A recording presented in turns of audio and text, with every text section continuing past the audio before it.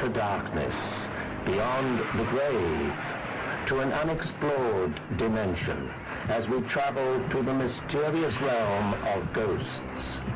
Journey with us into the world of ghost stories. Welcome to our show. I'm Patrick Macnee. Tonight we have some extraordinary stories. We'll investigate actual accounts of ghostly encounters. I'm not the kind of person that believes in this weird stuff. I wouldn't have believed it if I hadn't seen it with my own eyes. I thought everybody saw spirit or auras. Until later in life, I was told not everybody sees. Julie died in 1921. Soon after this, her mother began to have a series of unexplained dreams when Julie began pleading and begging with her mother to dig up and exhume the grave. Although the field of parapsychology in America is only 100 years old, the Native Americans have been aware of the spirit world for thousands of years. This story is about just such a spirit. The Navajos believed there were many spirit forces at work in this world. One was the Shinde, spirits of departed persons which take on various forms on earth, often human. Even today, the Navajo spirits are very real to anyone from any culture who encounters Arizona's ghostly maiden, Red Feather. The Grand Canyon in the northwest, the Salt River Canyon in the south. Arizona is a land of canyons. One sandstone-walled canyon is found by the Navajo and called the Spirit Canyon. Its walls were adorned with magic drawings by ancient peoples. Today, this sacred canyon is known to only a few, and they know it as the home of the ghost, Red Feather. As told by the Navajo, her story begins about 150 years ago, when John Martin, a white trader from Prescott, accepted a young Navajo girl as payment for gunpowder and whiskey. John Martin built her a house which still stands today, although in ruins. It was quite a unique dwelling, incorporating both white man style and the Navajo eight-sided Hogan shape. In 1870, John Smith's bride bore him a healthy baby daughter, Anna. The mother died in childbirth. Anna grew to be a young beauty, with her mother's dark hair highlighted by her father's red, but she preferred to wear Navajo clothes and be called Red Feather. She was not accepted in the white man's world, and she hated her abusive father. So she ran away from home and made her way to her mother's Navajo village. Little did she know, she would also be an outcast in the Indian world. From the day she arrived, forced to work and eat alone, the only place she felt at peace was in the Spirit Canyon. She studied her ancestors' drawings on the wall. One in particular she read as depicting a young man who endeavored to join the spirit world by leaping into the sacred canyon and taking his life. Unfortunately, this became the inspiration for Red Feather to leave the world she was born into but never fit into. And in 1887, she too ended her life in the canyon. Not long afterwards, local Navajos began seeing a strange vision of a young maiden in and around the canyon. The apparition looked very much like Red Feather. It was understood that she had indeed become one of the Chindi. Of course, the story of Red Feather could easily be discounted as nothing more than pure Indian legend, if it were not for the many corroborating dates and facts, and the modern-day sightings. When I was a little girl, I used to go out to Spirit Canyon, which is a sacred place for the Indian people. One morning, I went out there just after sunrise. I saw a woman standing on the edge. She was wearing the traditional clothes. She looked like you could see right through her. I couldn't see her face because it looked like it was all black. Then she was gone, just like that, and I couldn't believe it. I was really scared. And after that, I never went out there again. We like to hike a lot, my husband and I. We take a tent and a little food and camp out for a couple days. We were out in the painted desert. We found this great canyon with petroglyphs on the walls. We decided to camp right there. We had a pretty good fire going. I felt kind of funny all of a sudden. I looked up and there was this thing, this woman or girl. She was kind of glowing. Her face I couldn't see. It was glowing all white. I've never seen anything like it. Then she just faded away, vanished. It scared the daylights out of us. We were on vacation with the grandchildren. We like to take the back roads a lot.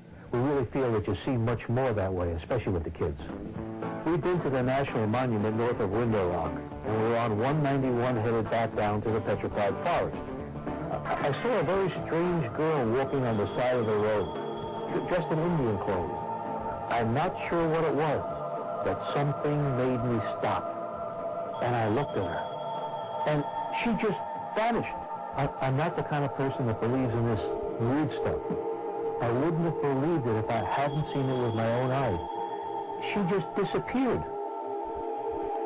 Well, on our next trip to Arizona, if you see a pretty young Navajo girl along the way, looking a bit out of place, I would suggest that you don't stop and chat.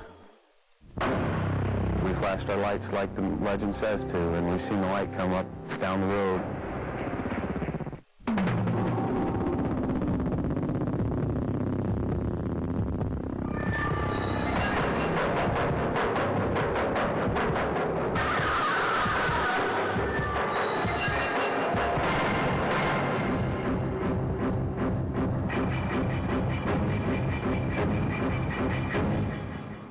We traveled to a small farm in Indiana to investigate this next story.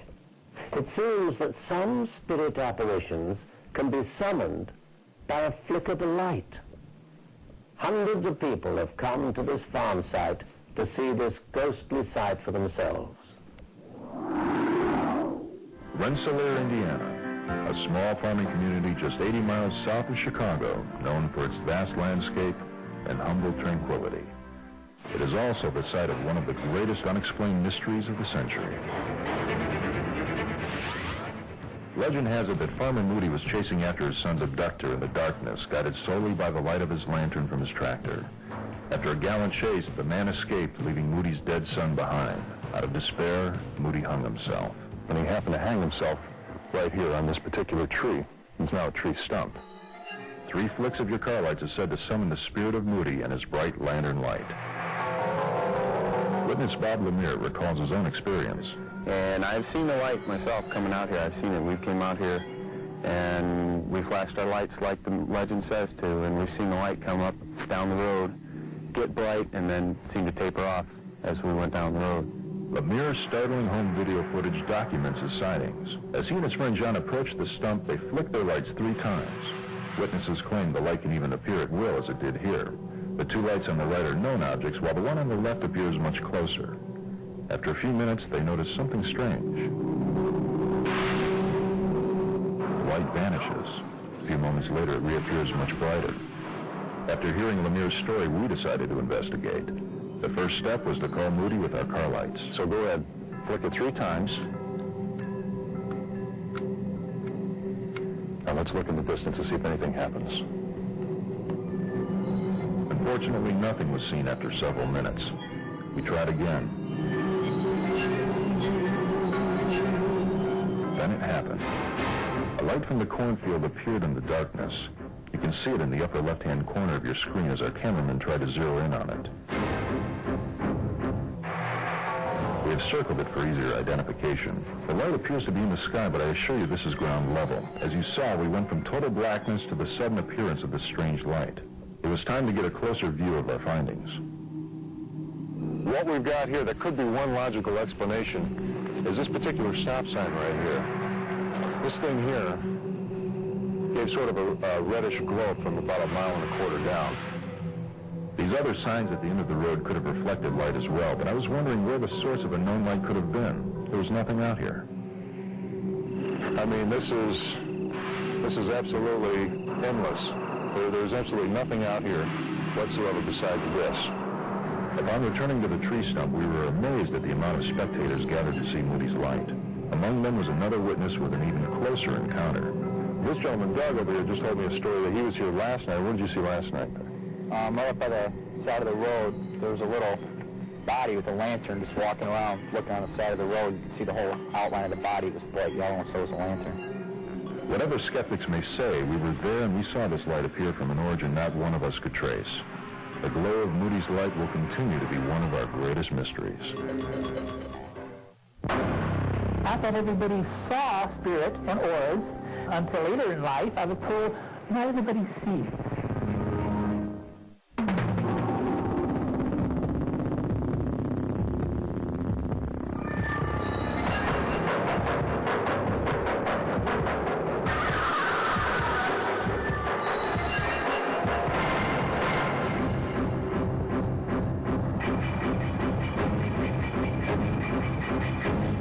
For our next story, we went to the source.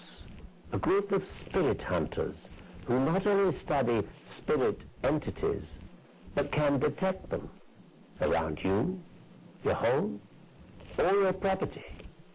Let's hear what the experts have to say. Hollywood has given us our fair share of demons, exorcisms, and hauntings. In real life, however, there are stories that make these movies seem pale in comparison. Harry Shepard is a haunter, as he likes to call it, a spirit investigator. His everyday life deals with ghosts and spirits. Well, since I was 5 years old, I've been able to see them. I thought everybody saw spirit and auras. Until later in life, I was told, Harry, what you and I see, not everybody sees. To me, it's a natural thing. It's natural. An inborn instinct to fear anything we cannot explain has made us suspicious of any strange phenomena, especially ghosts. To accept the unknown, to accept something that you can't see, is quite difficult in this culture. All of our culture and all of our social life, we're taught if we can't eat it, kill it, or destroy it, it isn't so. Harry is of the opinion that ghosts are merely spirits that have not accepted the fact that they had to leave the earthly plane. He also believes ghosts roam most houses or buildings. We just don't know about them because they're quiet. Only when they become active do people sense this, like doors banging, TVs cranking on and off, changing channels. Then they think, oh my gosh, it's going to come out of the wall and gets me. There is reassurance in the fact that most spirits are harmless and have no intention to make life difficult for people. In fact, they are often around us for our own well-being. Well, the spirit is perfectly content on the other side, but he feels he has to stay to nurture and to comfort the one on the living side. When sudden, inexplicable things occur in houses, Harry and a team of experts are normally called to investigate. The investigation is a team effort. We usually use a team of people between 4 and 8. And each one of these has a different specialty. Some can see, some can hear, some can sense. Everybody in the team is essential to gather any information on the strange phenomena. Some people can sense the presence of spirit, but not see it. Some people can see it and not sense it. I can walk into a residence and see if there is anybody there or if there isn't anybody there. They can appear any way that they want to. They can appear as the last visit in their physical life, or they can appear as a cloud. It's up to the spirit, individual. It is more than curiosity that moves people to call Harry to investigate any spirit presence in their house. We tell them who is there, and why they're there. Most of the time, they are there. but they behave themselves, the spirits, that is. Even with the knowledge that spirits are around us and present in our houses, it is only when these spirits become troublesome that a haunting becomes necessary. The process to remove these spirits is far easier than we believe. Well, we ask it to leave. Simple as that. Would you mind leaving? There is no ceremony, there is no ritual that we go through. We simply ask it to leave. And why would the spirit stay where he wasn't wanted anyhow? One of the most notorious cases of spirit investigation is the John case in Los Angeles. Strange things occurred in and around the house. The only thing left to do was to call a team of spirit investigators. Something completely unexpected happened. It started out where they were taking Polaroid pictures, and by accident, one of them asked a question. And when the Polaroid picture was developed, there was an answer there. The phenomena of ghosts leave us with little proof, and sometimes just the idea that it was all a hallucination. The only physical proof is what they give us, like the pictures with the writing on them. What's the chance that you would get that exact answer with that exact picture at that exact time? Impossible. Over the years, Harry has built up a collection of voice recordings, those of spirits. At the time of the recording, the investigators wouldn't hear the voices. But when the tape is played back on the recorder, the ghost voices are distinct and definite in their answers. There was a child's grave, and sitting on top of this grave was the spirit form of a child. When they put the tape decks down to him, he pulled it almost out of our hand, and we get this little whisper, "I'm scared." The critics have found every possible excuse to disprove the existence of spirits. We can always find skeptics to criticize everything in life, even death. You would think that Harry's job is horrifying, but in fact he enjoys it. He sees it as his mission in life to prove to people that there is nothing to be frightened about. We do this work for nothing, as a public service. The more proof we can gather, the better we feel we can serve the public. We do leave them with an idea that, hey, maybe there is something more to life than life. Harry views the spirit world as a natural part of our lives. He believes that it is the physical part of existence that is merely temporary. We have all lived many lives, and we all live many more. The reason that we're here is to learn certain lessons, certain goals that we cannot learn on a non-physical reality. So that's the spirit dimension. Ghosts and apparitions have given rise to legends and have created their own place in history. Maybe we can learn to accept ghosts as part of our everyday lives.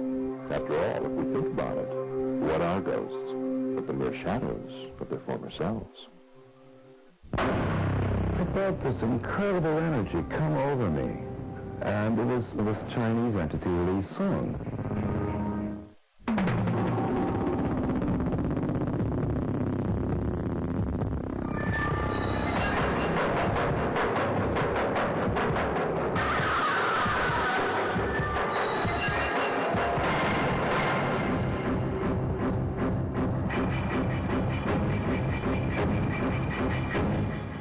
In this story, we'll see that spirit entities do not always exist separate from a living being. In fact, many spirits house themselves within a body to serve as a vehicle for communication, a phenomenon called channeling. Each of us has the ability to reach a higher power, but we don't even realize it. From ancient times until today, many kinds of people have channeled, but they are known by different names. Medium, healer, witch doctor, fortune teller, guru, and prophet. In the San Francisco Bay Area, Professor John Climo co-directs the doctoral parapsychology program at Rosebridge Graduate School, one of only 4 universities in the world dedicated to the study of anomalous phenomena. He is also co-founder of Opus, the organization for paranormal understanding and support that helps people who have unusual personal experiences. He is considered an expert in channeling. What is channeling? I define channeling as receiving energy or information or guidance from some source other than oneself and originating from some level of reality other than the physical as we currently understand it. I guess my roots, not only with regard to channeling, but to most paranormal and inexplicable fields in general, all of which I'm fascinated by and see as interconnected, began for me as an artist and a poet. Way back in my teenage years, or even earlier, when I was doing paintings and creative writing and poetry, I would feel myself moving into these altered states of consciousness. I feel myself getting more and more inspired. And the more inspired I got, the more I felt, I wondered, where is this coming from? This isn't just me anymore. And I would kind of get in the saddle of the inspired moment. I was connected to other wavelengths, other worlds. Alan Vaughn is a psychic researcher or professional intuitive.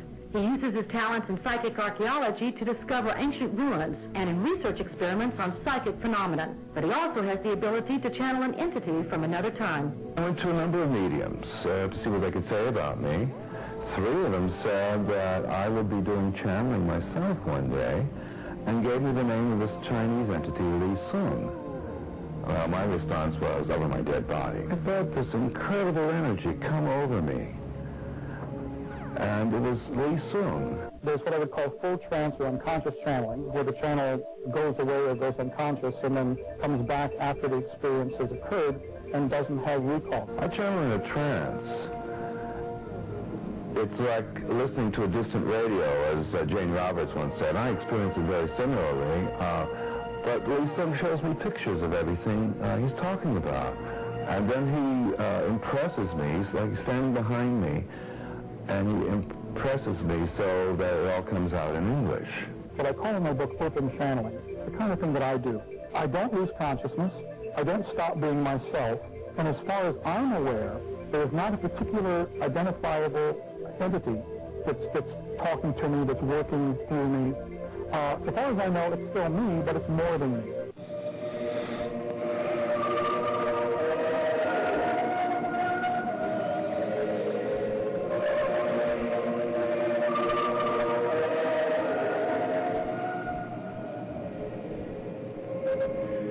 I don't so much identify with present-day channels that have some entity, you know. I don't cast aspersions on that when it's authentic at all.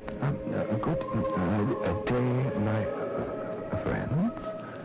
We are most pleased to be in your lights. I do feel I connect to the universal. Well, we lived in about 1,200 years ago by your time in a small village in northern China. The more I get carried away, the more I open up into this, the more I feel like I am an individuation of God in human form, letting more and more of that awakeness and realization pour through me. And as it pours through me, the language picks up faster and faster. I'm grabbing at hunks of sentences and metaphors and images popping to me. I'm sort of like clairvoyantly seeing all these images. We counseled persons who had both physical and emotional problems. Then we prescribed herbs. We did some therapy with them. But there's something larger, a presence pushing to come through this person. And our presence is not just that person. To help people understand their past lives, their soul's purpose, how they may enrich their living with spiritual principles in everyday life. We individual human beings have been kept down so long by government, by authorities, by churches, by science, and told, you're only this, you're only this, you're only this. The bottom line of all channeling for me is no, we are capable of channeling, of accessing the universal.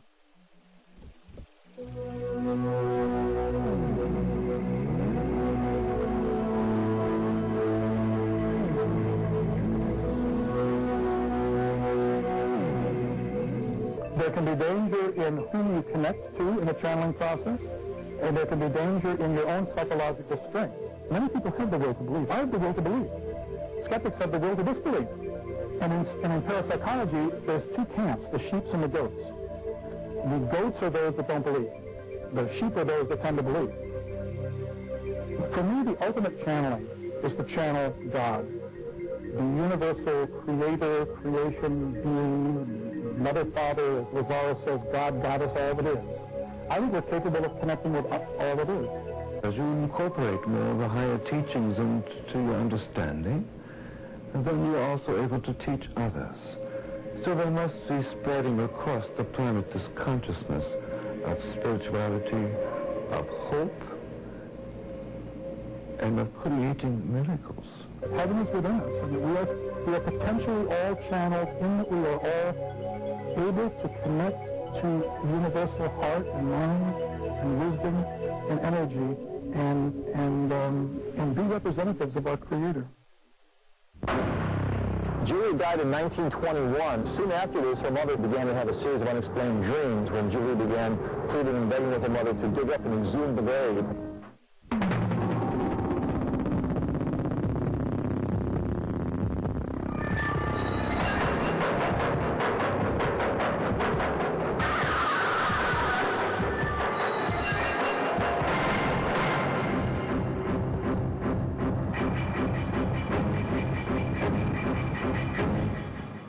Chicago is the setting for our next story. With its colorful history, there is more to be found on the dark Chicago streets than booming nightlife. And many of Chicago's residents have felt the eerie presence of something more than meets the eye.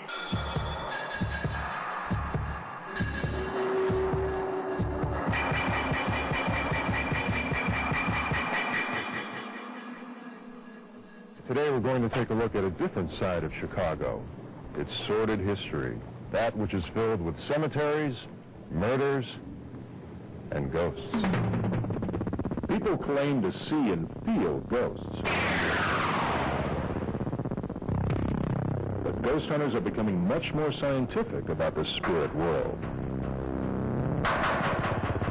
And president of the Ghost Research Society, Dale Kazmarek, shows us how.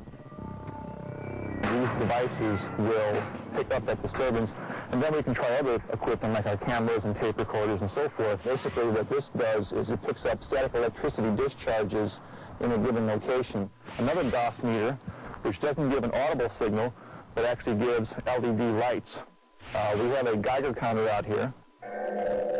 One photo taken by Dale at Bachelor's Grove Cemetery shows this translucent apparition of a woman sitting on a tombstone. We're here today to find out why so many people around the Chicagoland area travel to this particular cemetery in search of ghosts. If you look at the historical significance of the area around here and the plots that they had, their names are on all the plots. The Fultons, the Wheelers, they all came from the old country, from Germany. So I assume that many of these people that are buried in here knew one another, and perhaps they're still calling their friends even after death. There have been reports within the cemetery, down this main trail, as you walk into the cemetery, what appears to be a woman, sometimes dressed in a white gown, or a wedding gown, or a bridal gown of some kind, holding a baby in her arms. So we know that through historical records, it belongs to D.W. Rogers. There was one recording which I had heard a number of years ago. Somebody had recorded not too far, 5 or 10 feet away from this main gate here, a sound of somebody calling Minna, sort of wailing in the wind. And there is a gravesite in here with that name, that first name of Minna. The dead don't rest too easily out here at Bachelor's Grove because of all the sacrifice and the things that have went on here in the past. It acts as like a battery, charging up this area to a point that eventually it discharges in a way through manifestations, through spirits, through cold spots, feelings, sightings, and balls of light that people have seen. Bachelor's Grove isn't the only haunted place in the city. Next, we went to Chicago's South Side to hear the tale of a murder and a ghost. This is the roadway located directly in front of the Willowbrook Ballroom, where in 1931, Resurrection Mary, or a girl named Mary, who was later dubbed Resurrection Mary, was hitchhiking back home along this roadway when she was struck and killed by a hit-and-run automobile somewhere between the Willowbrook Ballroom and the Resurrection Cemetery. Since 1931, she's been seen still trying to hitchhike back home from the Willowbrook to the cemetery and beyond, but she never gets beyond the cemetery. We're at Resurrection Cemetery in South Suburban Justice, 7600 Archer Avenue. We're coming up to the main gates of the cemetery. We're in August of 1976. A man traveling by the cemetery saw what appeared to be a girl locked in the cemetery after hours. When the police were dispatched to the area, they found these two bars of the cemetery gates pulled apart and bent at a very funny angle. Impressed in the bars were the impressions of fingerprints, skin texture, and scorch marks. No one was able to give an explanation how those marks were made on the bars. Then we visited the Mount Carmel Cemetery to see the evidence of yet another haunting. We're coming up to a very interesting grave here in this cemetery. It's called Julia Bacola Petta. Julia died in 1921 at the age of 29 of complications from childbirth, and she was buried here with her stillborn infant in this grave here at Mount Carmel Cemetery. Soon after this, her mother, Philomena Bacola, began to have a series of unexplained dreams when Julia began pleading and begging with her mother to dig up and exhume the grave. This went on for many years as the frantic mother tried to get permission from the local parish, the cemetery, and other police authorities to exhume the grave. They found Julia lying as fresh as the day she was buried, apparently no decomposition of the body whatsoever. There are two porcelain photographs on the monument now. The top one shows Julia on her wedding day holding a bouquet of roses. The bottom picture on the base of the monument shows Julia as she was found 6 years later after being dug up in a perfect state of preservation. There isn't a reason why Julia had no signs of decomposition after 6 years. This day, a white ghostly figure is seen roaming near her grave. Now we go to a restaurant in downtown Chicago where the Ghost Research Society found unmistakable photographic evidence of ghosts. The first photograph shows absolutely nothing at all. The bottom photograph, taken a few seconds later after the film was wound and recocked, shows some strange light formation to the left of the bust.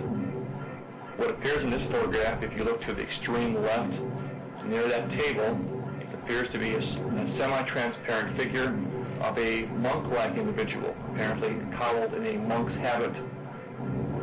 You can see the semi-transparent image above the table, and directly below the table, underneath the tablecloth, you can see what appears to be semi-transparent feet and legs.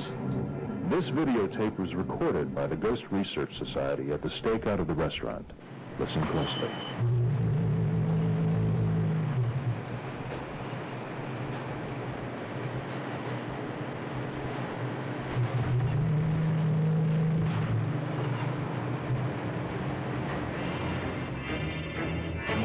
Personal accounts, recordings, and photographs. What do you think? Are the ghosts of Chicago real or unreal?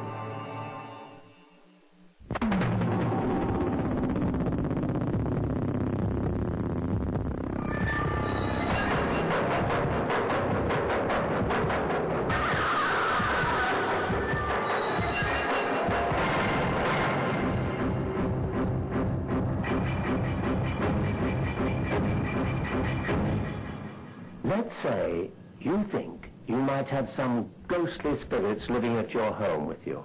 Well, if you find out your feelings were right and your fears confirmed, chances are you'd like to know what to do next. Well, so would we. Thus, our next story. Famous haunts have long been a fascination for the ghost hunter. The Queen Mary, the Tower of London, Abraham Lincoln in the White House, and in recent years, the Amityville Horror. After death, most souls move on to find their final resting place. But what causes some spirits to uproot and continue to linger on this earth? I think that there are a lot of spirits that hover around us and hover around the earth. A lot of them are lost, they're earthbound. They can't figure out how to go ahead and go on in their existence. Last year, a team of psychic investigators were called to a Los Angeles home, reported to be experiencing some rather strange phenomenon. The residents believed they were not alone. Was something looming within these walls? They can appear any way that they want to. They can appear as the last view in their physical life, or they can appear as a cloud.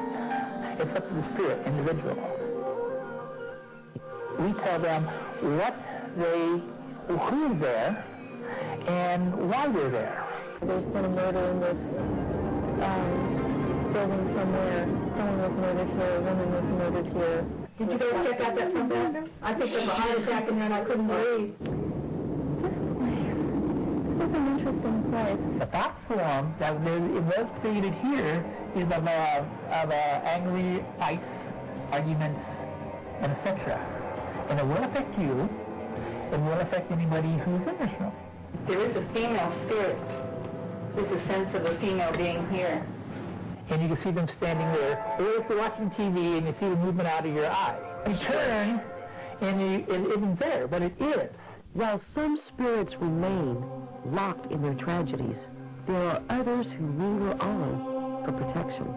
I keep picking up a older man, bald-headed, and he has gray around his head. I feel he's lived here for a while, quite a while. The investigator describes an entity that she believes is the grandfather of one of the residents. He's with a piece of furniture, and I feel myself that he is an overlooking his granddaughter at this time. The occupants have since moved out, but is it possible the spirits followed him? Well, each investigator has their own unique method of finding out.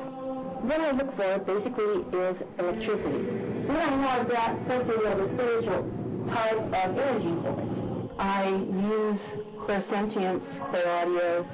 Sometimes I look at an object, get a sense of what was connected with that object. My particular specialty is sensing changes in energy density, especially if it's a mirror that leads to an outside wall. It could be a portal from which spirits come and go. I saw them when I walked through the door. I saw them. As I walk in the door, turn on my natural clairvoyance and see who's there. The lady who was in the other condo now, she didn't come. I think she stayed at the other apartment. But one spirit was not to be missed. Something all too familiar to the team and those who live at the residence. Did you guys pick up on the grandfather's story? Yeah. Yeah, Judy saw him in the little girl's room. Well, your grandfather, he likes the desk. If these spirit entities are all around us, could there be a way to communicate with them? This is one of the pieces of equipment that we usually use to record spirit voices on. At this time, we'd like to ask members of our group to ask a question and to pause about 30 seconds between questions. Each member of the group directed a question to a spirit. We heard no immediate response, but when playing the tape back, we came across something that was literally out of this world. I want to ask the grandfather if he wants to have the desk moved out of the bedroom because he wants to sit here in the living room and be around other people. If that's true, to say yes and rap twice.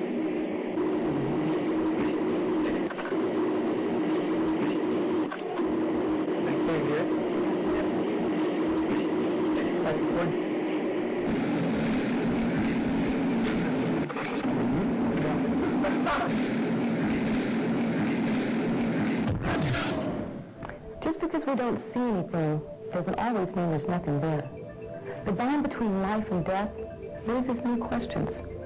Who are these spirits? And in which realm do they really exist? Sold at most toy stores, the Ouija board might look like a harmless game. But some believe it can have serious implications. Those who have used it as a channel to contact spirits believe in its abilities. But many claim there is danger in allowing spirits with evil intentions to enter. While answers to your questions can be a simple yes or no, there are times when names and dates are spelled out. Maybe it's mind over matter. Maybe it's not.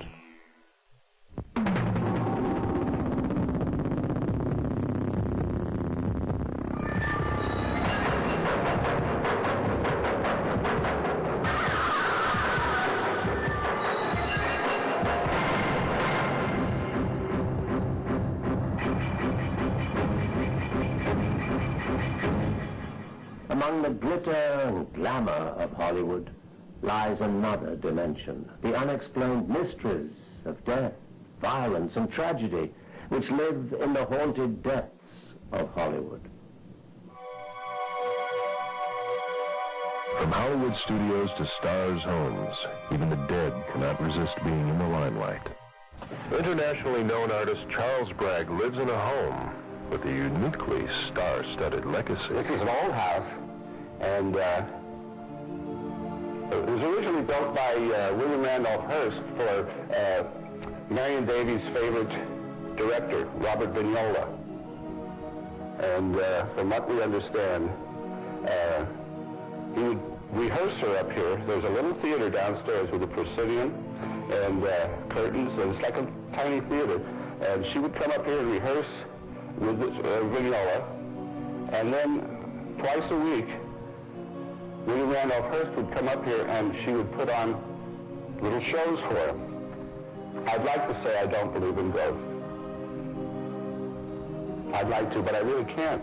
It seems to me that for so many years and so many experiences by so many different people, that it's not beyond the realm of possibility that there is something going on in this world, and in the Hollywood Hills in particular.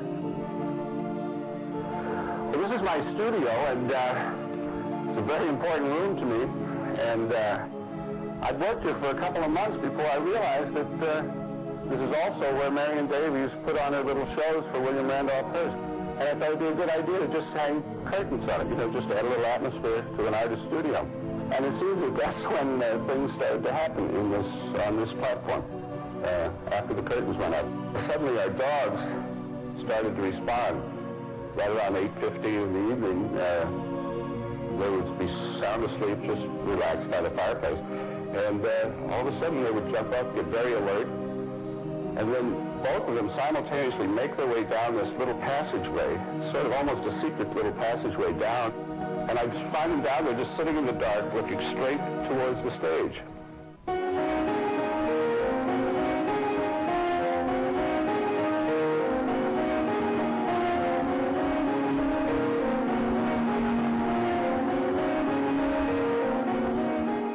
After watching the dogs behave the way they were, I didn't think too much of it, but naturally, the second and third time, I started thinking about it. So the next morning I would come down and check to see if everything's in the right place, things are in order, and the strangest thing, the curtains were down, as if they'd almost been drawn at the end of a performance. They weren't completely together, but it was almost as if the performance were over for that time.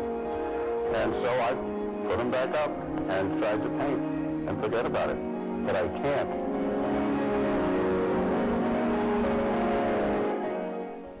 It seems that the spirit world is no longer a world apart. I'm Patrick Macnee, and that's our show.